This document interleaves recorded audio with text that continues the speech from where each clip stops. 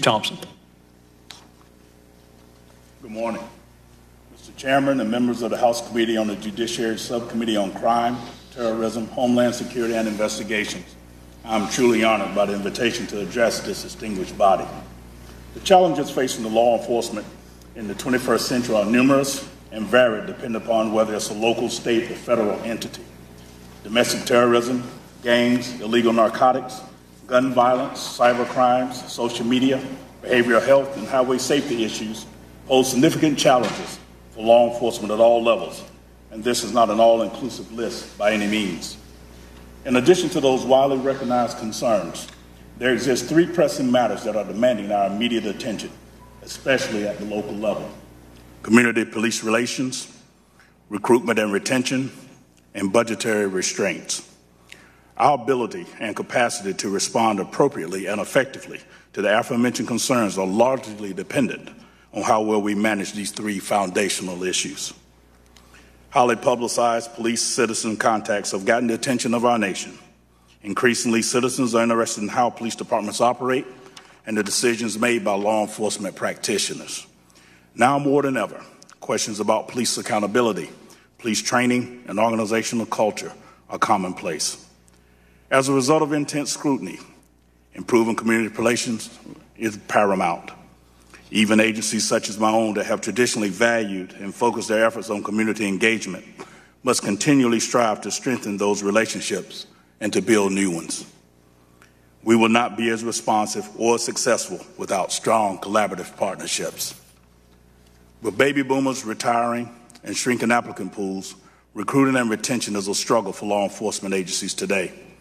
The inherent dangers of the profession and its intense scrutiny and harsh criticism discourage some from entering and/or remaining in law enforcement, while others pursue more lucrative, less stressful, and safer career fields.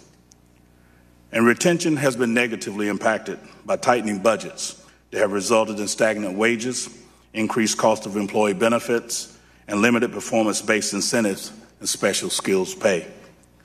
This funding issue segues into the third and final challenge I wish to share with you this morning: budgetary restraints. In a climate where many government bodies are plagued with lingering economic woes and are forced to make very difficult decisions about budgets, many police departments are underfunded. Consequently, it has become increasingly difficult to compete with corporate America for qualified applicants and to retain experienced personnel. We are also facing the growing necessity for advanced technology. For example, body-worn cameras, less than lethal weapons, integrated records management, and interoperable communication systems. Some of these amount to unfunded mandates. However, in the 21st century policing environment, these are not niceties, they are indeed necessities.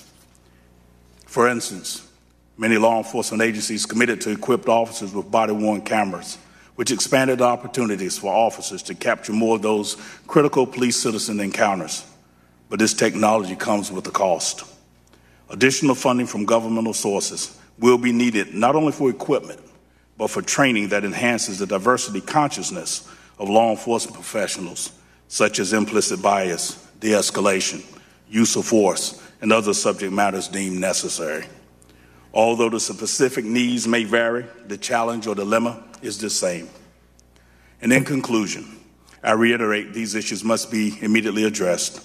Enhancing community relations is fundamental to local law enforcement gathering information and proactively combating crime and terrorism.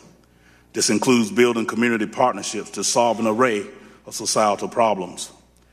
Recruiting and retaining law enforcement professionals at the local level will ensure that we have a highly trained and experienced workforce to provide police-related services and conduct complex investigations, whether they involve criminal activity, terrorism, or a nexus between the two. We need enhanced capabilities to handle current issues as efficiently as possible and to give us the time we need to look forward and toward the future to anticipate and prepare for new crime trends and emerging opportunities. Again, I appreciate the opportunity to share my views on the challenges facing law enforcement in the 21st century, and I thank you very much for your time. Thank you, Chief. Mr. Canterbury.